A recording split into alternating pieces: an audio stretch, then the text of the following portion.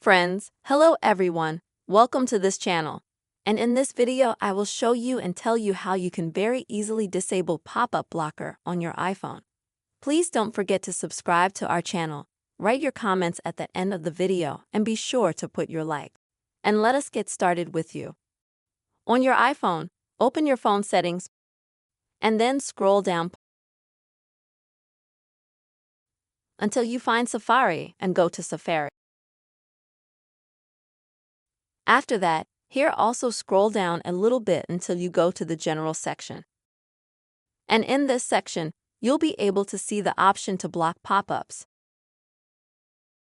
And if you have it active, just like I do, then in order to enable it, you'll just have to click on this button here.